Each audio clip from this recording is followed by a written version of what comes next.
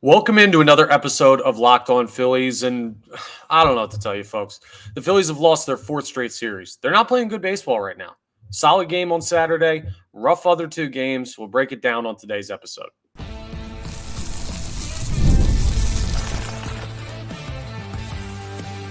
You are Locked On Phillies, your daily Philadelphia Phillies podcast.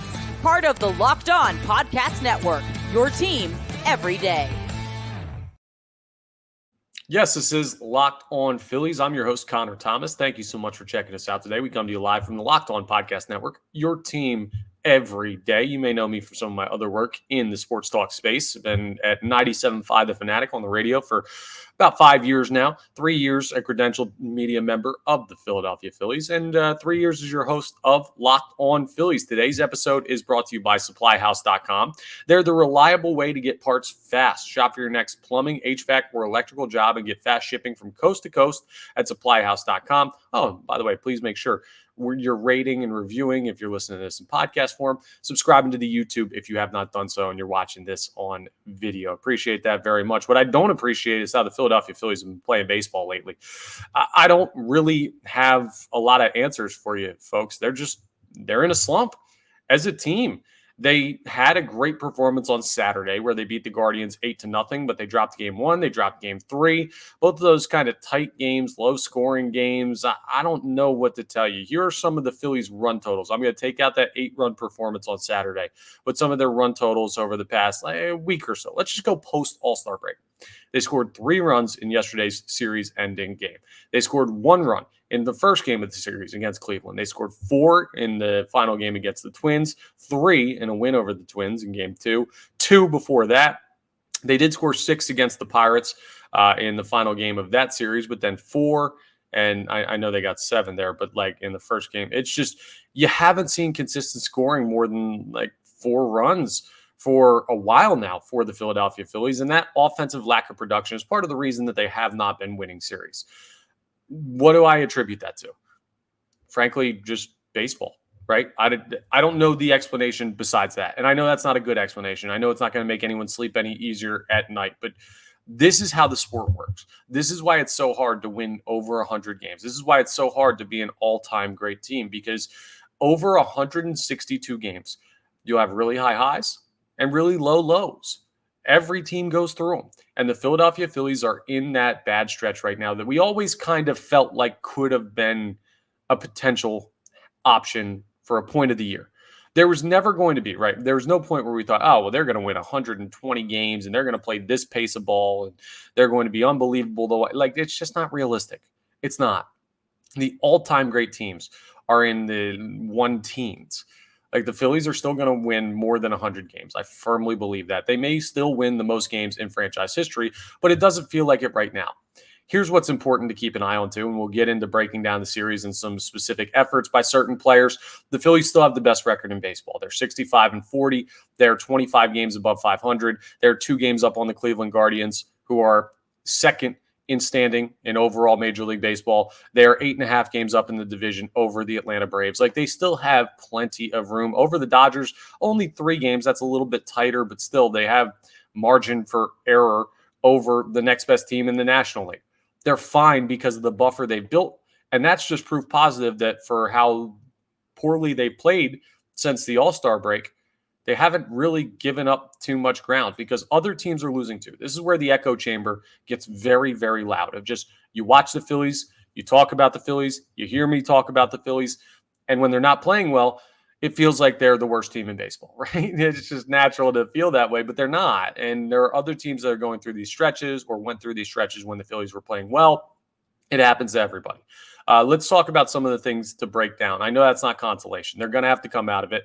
The key to it is going to be the offense. The pitching has not been terrible. The bullpen hasn't been great, but they haven't been like cost you every game type of bad. Like, maybe it's because I've seen the bullpen teams of like 18 and 19 and 20 and even 21 where I was just like, oh, that is one of the worst bullpens I've ever seen. That makes me not as worried about these guys. And you made an acquisition to the bullpen over the weekend. We're going to talk about the Phillies trading for Carlos Estevez of the Los Angeles Angels, who I'm just now realizing I spelled his name wrong in the graphic. I apologize. Should be a Z at the end there if you're watching on YouTube. But We'll break that down in the next segment.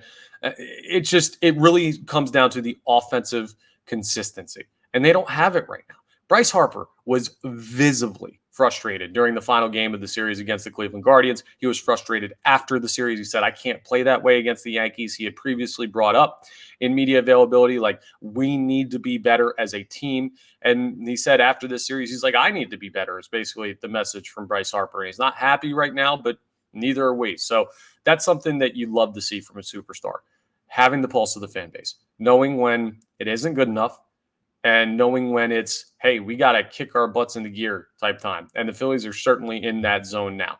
Now, there are a couple of nice performances in the series against the Cleveland Guardians. Kyle Schwarber yesterday, 2 home runs, 1 a 2-run, 1 a solo leadoff home run. He is still a great power hitter.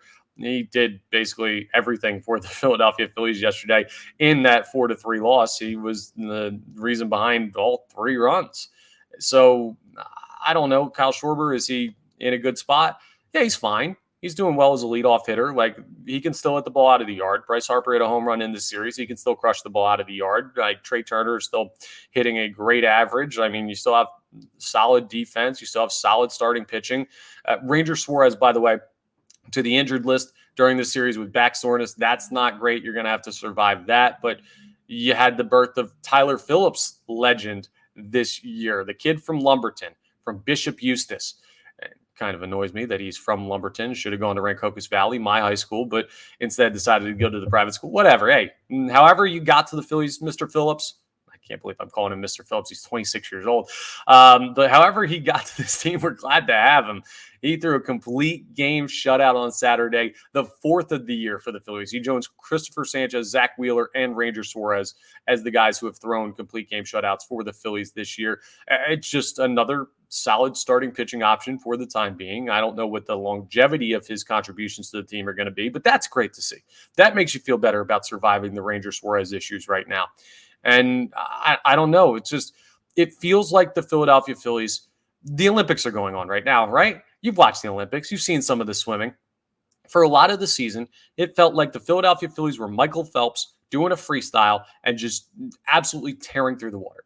And now it feels like they're just trying to keep their head above water. They're treading right now. And that doesn't get you to where you want to go when the rest of baseball are going to see teams that go on hot stretches, that are super talented, that are going to make moves ahead of the trade deadline, that are going to pick up ground on you if you keep going like this. So treading water is okay for the time being, but eventually you're going to start running out of gas. You got to start swimming again if you're the Philadelphia Phillies. That's the extent of the Olympic comparison there as far as that's concerned. But how do they do it? Frankly, just get back to what you do well. I mean, get back to the approach that got you here. I don't think it's been a complete lack of approach. I think what you're seeing now is what you saw in the NLCS last year, and it's something that scares Phillies fans. And I don't know how to tell you not to be scared of it because, frankly, I don't know how it's avoidable. This team, as well as any other team in the history of baseball, is in a slump. And it happens randomly, and sometimes there's a clear explanation. Sometimes there's not a clear explanation. I don't have a clear explanation for you as to why the Philadelphia Phillies are slumping right now. It's just one of those times where you have a couple of guys in a bad spot at the same time. They're your big-time hitters. You're not creating enough and striking out too much. And when you make contact, it seems like you're a little bit unlucky at points too, and you just don't get the job done. It's not acceptable, but it kind of has to be if you understand the way that this sport works. It's not football.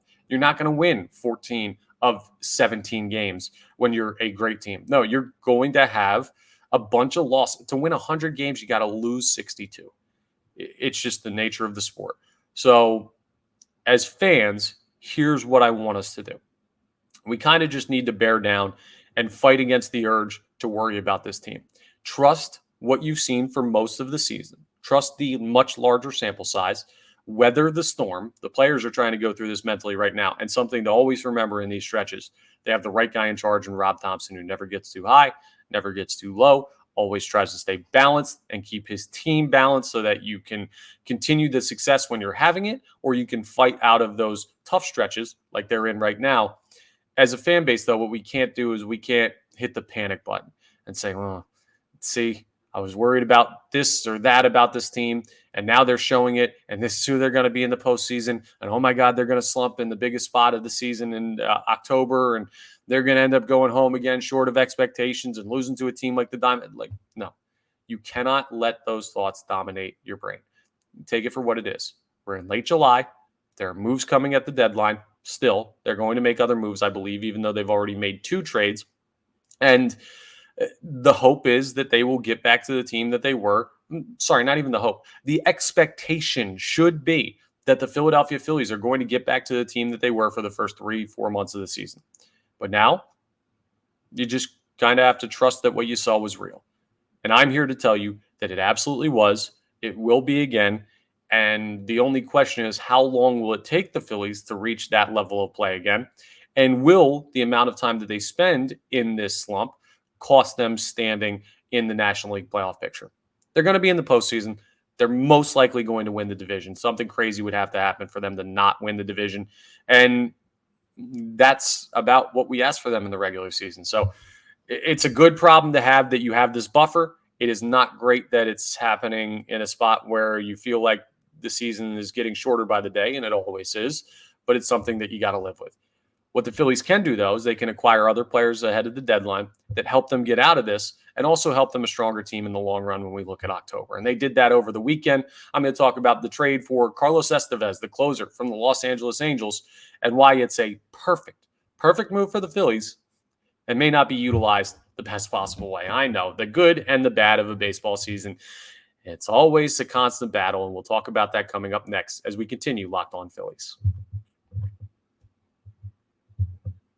First, though, let's talk about my friends over at Stitch Fix. I love Stitch Fix.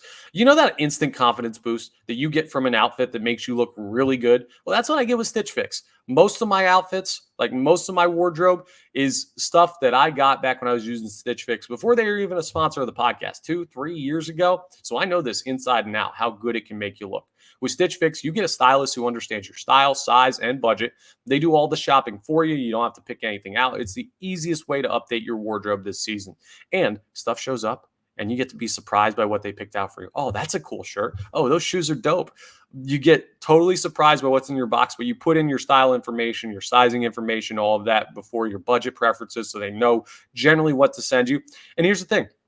Most of the stuff you're going to love. But every once in a while, there is something where it's like, I don't know if that's me, or I don't know if that's the right size. It doesn't really fit the right way or whatever. It does happen every once in a while, but you can keep what works and send back the rest.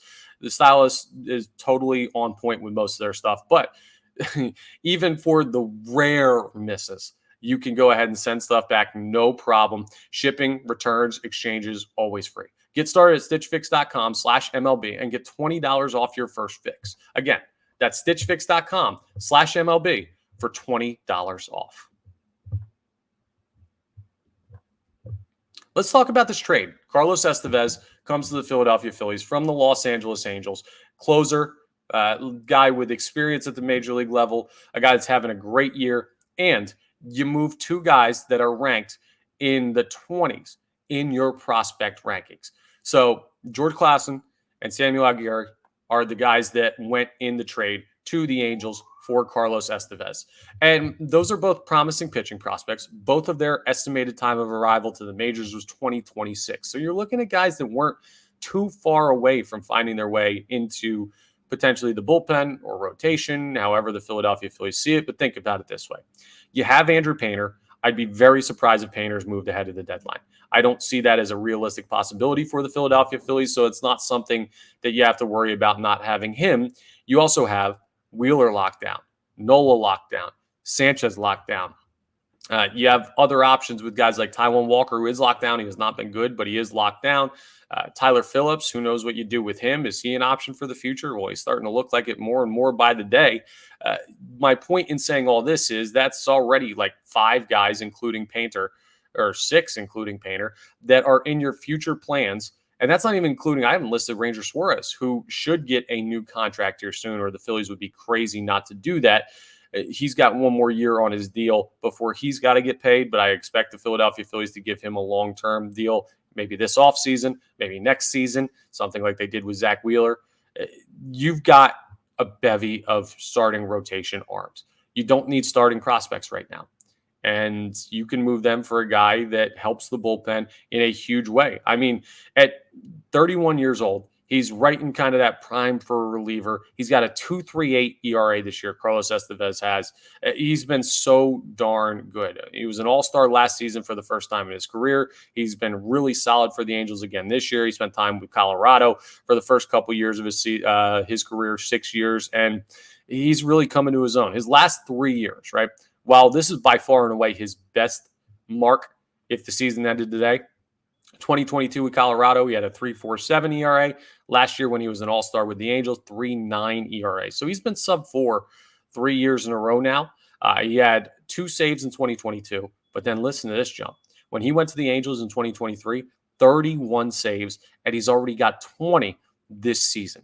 Here's what I worry about with Carlos Estevez, because he fits well. He's a righty that you can put back there. He kind of becomes what Sir Anthony Dominguez was supposed to be a couple years ago, where you believed him to be a great stuff, hard-throwing righty that you can put in a high-leverage spot. Well, you traded Sir Anthony Dominguez in the trade for Austin Hayes. Now you upgrade from Dominguez, who didn't seem to have any confidence whatsoever left in a Philadelphia Phillies uniform, to Estevez, who's having a career year and looks incredible, or at least has. He is going to be activated with the Phillies for tonight's game against the Yankees. We're going to preview that series with the Yankees coming up in our final segment of today's episode, but he wasn't available over the weekend. You may see him today. Here's what I worry about. Rob Thomson is a manager, and maybe the Phillies are an organization. I do not know how far up the ladder this goes organizationally when it comes to the decision to not have set roles in the bullpen. But whether it's Thomson or Dombrowski or Fold or Middleton himself, I hope it's not John Middleton making these like baseball decisions. He just shells out the money and does a great job as an owner, but I don't want him managing the bullpen necessarily, all due respect to Mr. Middleton. Whoever it is, the Philadelphia Phillies have gone years now without having that set closer role. They didn't have it last year. They didn't have it the year before.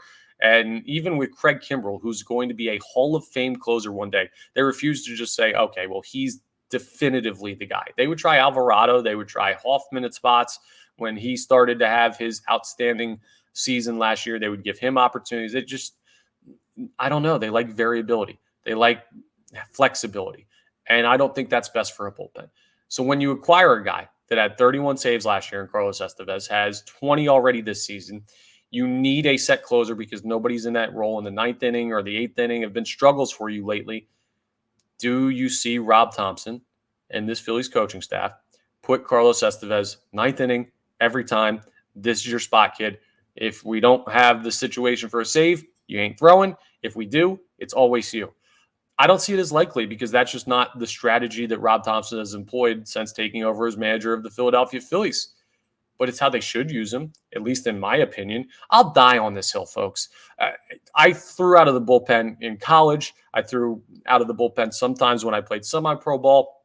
I have talked to guys that have thrown out of the bullpen at the major league level. Set roles seem to be the preference of relievers, knowing what you're getting into. And the Phillies just don't do that. And while their bullpen's been solid in spite of that, when you look at the overall ability of the bullpen under Rob Thomson, they've been pretty darn good compared to their peers. I think they could be even better if they actually set roles. And I wonder if we're going to see this acquisition of Carlos Estevez get you into a spot where it's like, yeah, he's good, but we're throwing him in the 7th, and then the 8th and 9th, you're trying to piecemeal something together. Or one day he's got the 9th, one day he's got the 8th. And is he comfortable in that type of role? That's my biggest concern with this move. Can Rob Thomson utilize him correctly, effectively, and get the most out of a guy who was really, really good for the Angels at the start of this year before getting traded to the Phillies over the weekend? If so, you got a great new righty arm in the bullpen that's one of the best closers in baseball. If not, let's hope Rob Thomson knows what he's doing, and he does have a questionable history with some bullpen decisions, even though I do trust Rob Thomson.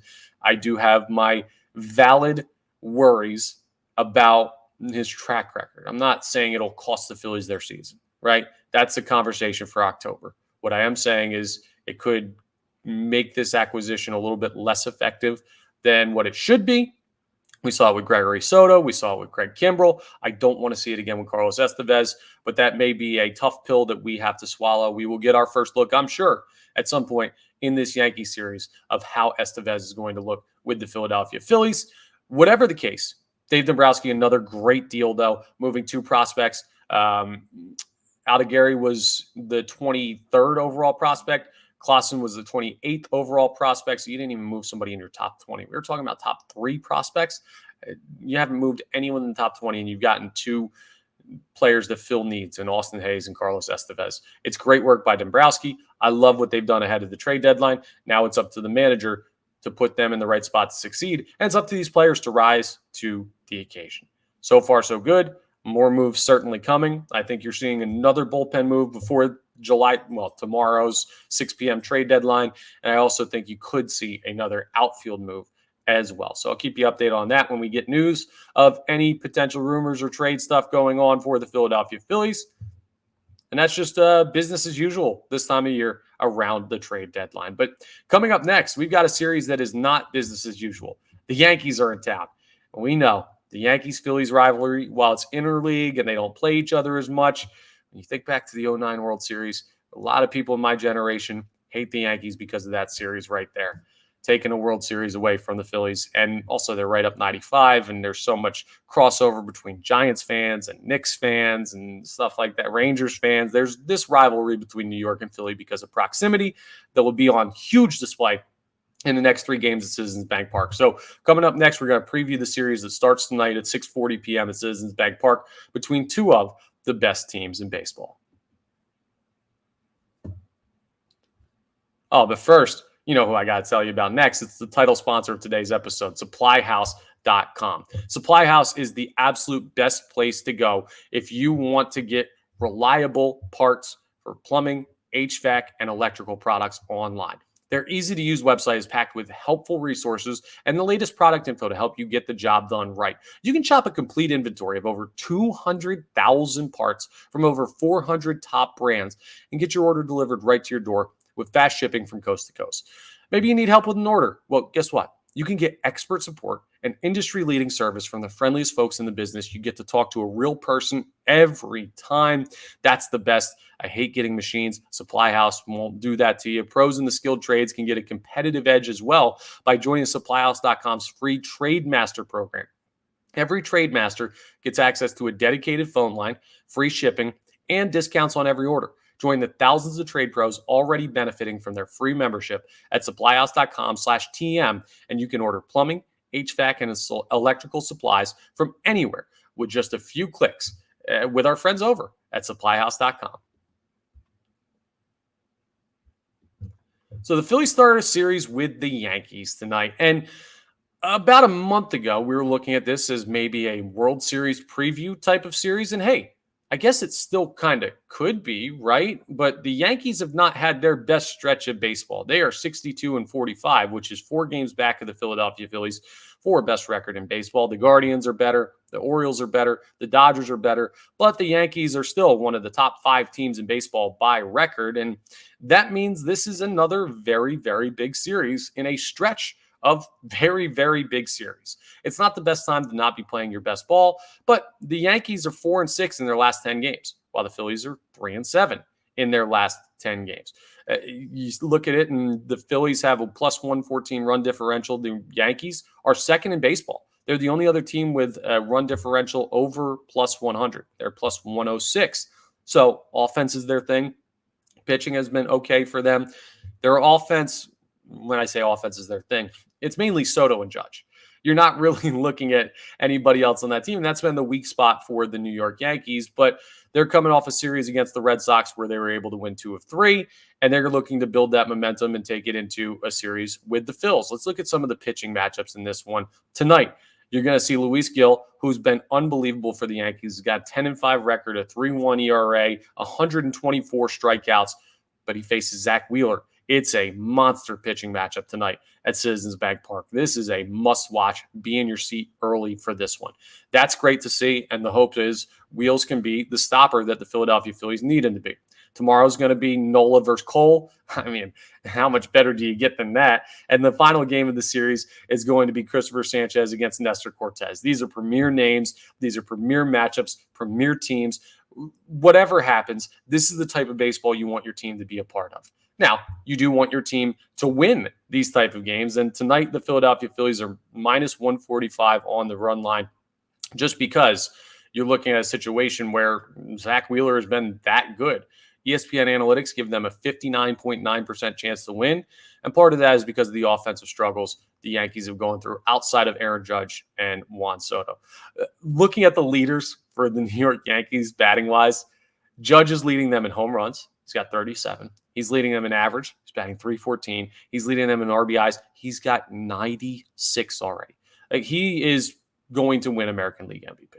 He just is. Aaron Judge has been absolutely unbelievable. I don't know how anyone else tracks him down in the American League.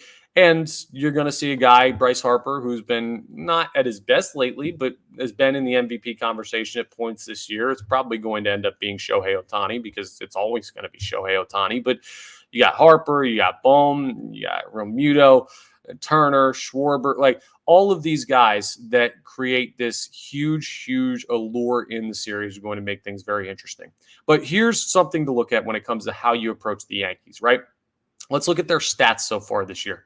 And let's look at guys not named Soto or Judge, because Juan Soto, he's batting .306. He's hit 27 home runs. He has 74 RBIs. If Aaron Judge ceased to exist, Juan Soto would still be like an unbelievable superstar player on this Yankees team. Then you have Judge with the numbers I already listed. But outside of those guys, Anthony Volpe, he's hitting .251 with 8 home runs.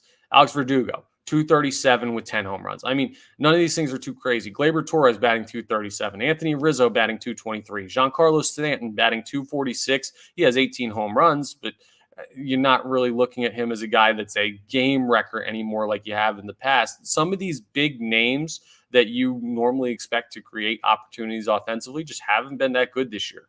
So what do when you have 2 superstars and a bunch of other players who are not performing quite up to expectations? You avoid the heck out of Aaron Judge and Juan Soto. That's kind of what you do. I'm not saying walk them every time, but I'm also not saying to not do that. You can't put them on every single situation. But my goodness, if you do not have a concerted effort to work around Judge and Soto in this series, you deserve to lose the series. I think the Philadelphia Phillies have a solid shot with the pitchers they have going to win 2 of 3, win this series, get back on track. But if you don't avoid their big hitters, you're not going to have a very good time. Historically, though, this season, and I use historically in the most recent sense of the term, it's very recent history, the Phillies, when they match up, like I don't see the Guardians as like this superstar-laden team. Jose Ramirez is very good. Steven Kwan is having a great season. But outside of Ramirez, Josh Naylor's been good. I don't know if I'd call Josh Naylor like a star player. He's a recognizable name that's having a really good year. The last team that you really faced with like superstar lineup potential was the Dodgers. And you avoided guys like Freddie Freeman and Shohei Ohtani very well in that series. You got to do the same thing. You have to kind of take care of the top of the order, or I guess the middle part of the top of the order, if you're going to have any chance in this series. And the offense, we'll just have to cross our fingers and hope it comes along. You don't want to change the approach because you don't want to get too passive and lead to a bunch of strikeouts. They've got some good pitchers going. Gill, Cole, Cortez, those guys can all strike a bunch of dudes out. You don't want to get behind too early, so you still have to keep a similar approach. But pitching-wise, I think the key to the series is making sure those big 2 guys don't hurt you. And then the offense is going to have to wake up. Maybe they will, maybe they won't. That's baseball. It's a flip of a coin right now for the Philadelphia Phillies. And as cold as they are right now, there's going to be a point between now and the end of August. I don't know when. It could be the whole month of August, where we look up and we say, wow, this team is unbelievable. They're hitting every night. They're as red hot as they've ever been. Like, I firmly believe that's coming. It's just not here right now. So it's time to weather the storm. And it's a big one coming with some big boppers from the Bronx Bombers. It'll be a fun series tomorrow. We're going to talk about what happens in tonight's game. We're going to preview game 2 of the series. We're going to talk trade deadline because, my goodness, will there undoubtedly be some big moves that affect the Phillies and other teams that are chasing them. It's just a fun time of year for baseball. It'd be a lot more fun if the Phillies were winning, but maybe they can remedy that tonight. That's all for today's episode of Locked On Phillies. Thank you so much for checking us out once again. We're part of the Locked On Podcast Network, your team every day. And please make sure you're rating, reviewing, subscribing to the YouTube, all that great stuff that really, really helps us out here on Locked On Phillies. We're over 3,000 subscribers now on YouTube, so thank you to each and every one of you who's already done that. And join the party. Join in if you're not one of those 3,000 and change. It'll get you notifications when new episodes are posted and things of that nature. It costs you no money. It's very quick and easy to do, and it helps me out significantly. So I appreciate y'all.